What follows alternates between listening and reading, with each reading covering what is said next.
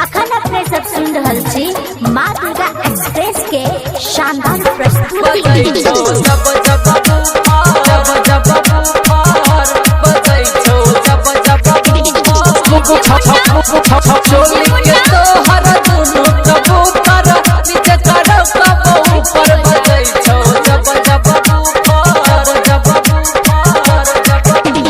चोली के तो हरा दोनों कबूतर,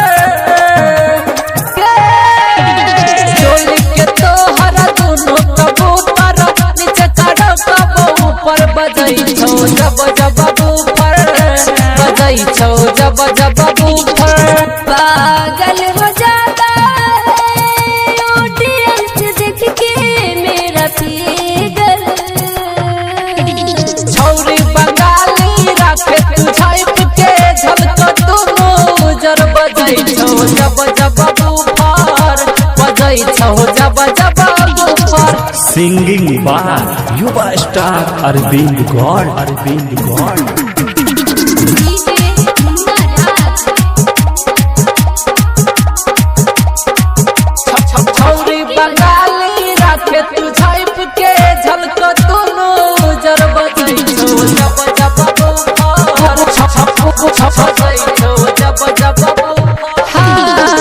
ढोरी पवारौ तोरा ले चल लाइट, देख के जवानी हमर करे छौरा फाइट, बुझली आहे गए ढोरी पवारौ तोरा ले चल लाइट। देख के जवानी हमर छौरा करे फाइट। नाचे छौरी डीजे के ऊपर कब जब पूरा कब उतर बजई छो जब जब ऊपर बजई छो जब जब ऊपर। अखन अपने सब सुन रहल छी माँ दुर्गा एक्सप्रेस के शानदार प्रस्तुति।